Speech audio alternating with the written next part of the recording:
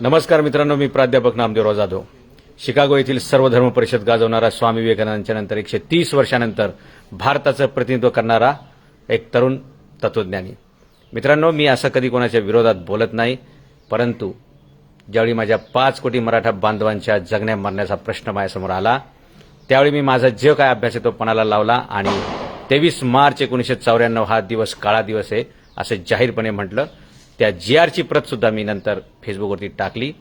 लक्षात घ्या, या आजपर्यंत जगामध्ये जे कोणी धाडस या महाराष्ट्रामध्ये केलं नव्हतं गेल्या 50 वर्षात, ते धाडस राजमाता जिजाऊ यांच्या 14वा वंशज नामदेवराव जाधव म्हणून मी केलं आणि आपल्या समोर हे सगळं मांडलं. मित्रांनो, आता त्या मुद्द्याला काहीच उत्तर सापडत नाही म्हणून लोक काय काय उद्योग करतायत. कथित जाणता राजाच्या व्यथित नातूने दुपारी काहीतरी प्रयोग केलेले दिसत आहेत. आम्ही आमच्यापर्यंत आलेले सविस्तर मी त्याच्यावरती बोलेल. मुद्दा एवढाच आहे मित्रांनो, की कितीही मुद्दा भरकटायचा प्रयत्न कुणी केला तरी आपण मात्र 23 मार्च 1994 काळा दिवस, मराठ्यांचं आरक्षण ओबीसींना कसं दिलं गेलं आणि जर शरद पवार हे मराठा असते तर त्यांनी मराठ्यांवरती हा अन्याय होऊ दिला नसता. ज्या अर्थी त्यांनी मराठ्यांचं आरक्षण ओबीसींच्या घशात घातलं, त्याचा अर्थ सरळ सरळ स्पष्ट आहे की शरद पवार हे ओबीसीच नेते आहेत. आणि काल जे काय रोहितदादांनी प्रताप केलेले तर सिंदखेड राजाला जाऊन, सिंदखेड राजाला खरं तर तुम्ही आतापर्यंत अनेक वेळा जायला पाहिजे होतं, सिंदखेड राजाचा विकास करायला पाहिजे होता, पण तुम्ही वेगळ्याच कारणानिमित्त गेले आणि एक चुकीचं काम करायचा तुम्ही प्रयत्न केला. त्याच्यावर मी सविस्तर बोलणार आहे 1-2-4 दिवसामध्ये. पहिलं आपण हे करूया की जो 23 मार्च 1994चा जो GR मी म्हणतोय की ज्याच्या आधारे रातोरात मराठ्यांचं आरक्षण ओबीसींना दिलं गेलं, त्याच्याबद्दलचा श्वेतपत्रिका काढा. हीच माझी 5 कोटी मराठा बांधवांच्या विकासासाठी मागणी आहे आणि त्यांची राख रांगोळी, त्या 5 कोटी लोकांच्या भविष्याची राख रांगोळी कशामुळे झाली हे महाराष्ट्राला कळू द्या. एवढेच माझं मत आहे. बाकीचे जे मुद्दे आहेत, मी कोणाचा वंशज, कितवा वंशज, कुठून वंशज, माझं कर्तृत्व काय, माझं चारित्र्य काय, माझे पराक्रम काय, माझं शौर्य काय, मी किती आटके पार शिकागो पार झेंडे लावले, त्याच्यावर आपण सविस्तर 7-8 दिवसात बोलूयाच. फक्त एवढ्या प्रश्नाचं मात्र उत्तर द्या आणि कृपा करून माझ्या जीविताला धोका निर्माण होईल असं कोणतंही पाऊल तुम्ही या वयामध्ये चुकून उचलू नका. अन्यथा आता सरळ सरळ लक्षात घ्या, मी जाधवांचाच वारस असल्यामुळे मी कोणालाही घाबरत नव्हतो, घाबरत नाही आणि घाबरणार नाही. मला धमक्याचे अनेक फोन आलेत, मला कल्पना आहे. माझ्या जीविताला धोका आहे हेही मला कल्पना आहे. माझ्या कुटुंबाला सुद्धा दहशतीच्या छायेमध्ये तुम्ही ठेवायचा प्रयत्न करताय हेही मला माहिती आहे. महाराष्ट्र सरकारने मला प्रोटेक्शन दिलंय हेही तुम्हाला सांगतो. पण माझं असं म्हणणं आहे की 3 पोलीस माझं संरक्षण, माझ्या कुटुंबाचं संरक्षण करू शकणार नाहीत. मला Z+ किंवा Y+ सिक्युरिटी मिळाली पाहिजे. एकदा ती सिक्युरिटी मला द्या आणि मग बघू मैदानामध्ये काय होतंय समोरासमोर ते. फक्त तुम्ही मुद्दे डायव्हर्ट करायच्या भानगडी करू नका.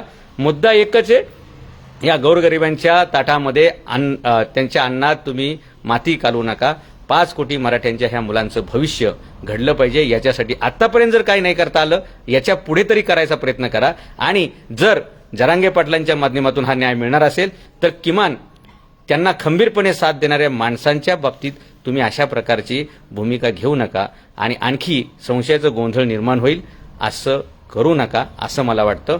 मराठ्यांच्या ह्या 5 कोटी मुलांचं भलं होईल याच्यासाठी तुम्ही पुढाकार घ्यायला पाहिजे आणि बाकीच्या मराठा आमदारांनी सुद्धा घ्यायला पाहिजे. पण हे कोणीच बोलत नाही आणि म्हणून मला हे बोलावं लागलं. मित्रांनो, माझा लढा माझ्या व्यक्तिगत नाही, या 5 कोटी मराठ्यांची मी बाजू घेऊन मैदानात उतरलोय. आजपर्यंत कोणी जी हिंमत केली नाही ती मी हिंमत केलेली आहे आणि हाच एक मोठा पुरावा आहे की मी जिजाऊंचा वंशज आहे. लक्षात घ्या. पण माझी वंशावळ आणि हे सगळं नंतर आपण बघूच, त्याच्यासाठी आपण स्वतंत्र परिसंवादच घेऊ. मी तयारच आहे, माझ्याकडे सगळं आहे यंत्रणा, म्हणून मी सांगतोय मी तयारच आहे. फक्त तुम्ही हे 23 मार्च 1994चा GR, त्याच्याबद्दलची श्वेतपत्रिका आणि 5 कोटी मराठ्यांच्या मातीत घातलेल्या भविष्याला परत सुवर्ण दिवस कसे येतील एवढंच बोला. आणि 5 कोटी मराठ्यांना तुम्ही असेच ठामपणे माझ्या मागे उभे राहिले तर लक्षात घ्या, आपण आपले मराठा आरक्षणाचे योद्धा, संघर्ष योद्धा मनोज जरांगे पाटील यांचे आणखी हात बळकट करूया आणि आपला गेल्या 50 वर्षाचा झालेला अन्याय आपण पुढच्या 25 वर्षात तो सगळा बॅकलॉग भरून काढू. एवढंच मी आई जगदंबेच्या चरणी जिजाऊंच्या चरणी प्रार्थना करतो आणि शिवरायांच्या आशीर्वादाने, शंभूराजांच्या आशीर्वादाने हा लढा आपण निर्णायक स्थितीमध्ये नेऊ आणि 24 डिसेंबरला याचा निर्णयच करून राहू असं मी तुम्हाला आवाहन करतो. सज्ज राहा, सतर्क राहा आणि कोणी कोणत्याही अफवेवरती लक्षात घ्या विश्वास ठेवू नका. दोन समाजामध्ये तेढ निर्माण करणं हेच राजकारणी लोक करत असतात. आपला ओबीसी समाज शत्रू नाही, आपलं इतर कुठल्याही समाजावर भांडण नाही. आपलं जे भांडण आहे ते फक्त दोन समाजामध्ये भांडणं लावून फक्त स्वतःची घरं, स्वतःच्या तुंबड्या भरणं आणि परदेशामध्ये ह्या पैसे लावणं. आणि आग कशी लागते मित्रांनो हे तुम्ही बघताय. काल छगन भुजबळांचा पण मी एक व्हिडिओ टाकला होता, तो पण तुफान व्हायरल होतोय. आणि लक्षात घ्या आपल्यासाठी कोणत्याच पक्षाचा कोणताच पुढारी आपला नाही हे आपल्याला आता लक्षात आलं असेल तर आपण या सर्व पुढाऱ्यांशी संघटितपणे लढलो, एकत्रितपणे लढलो तर लक्षात घ्या संघटित मराठ्यांना कुणीही शत्रू उभा राहू शकत नाही आणि संघटित मराठ्यांचा सामना या जगातील कोणतीही शक्ती करू शकत नाही.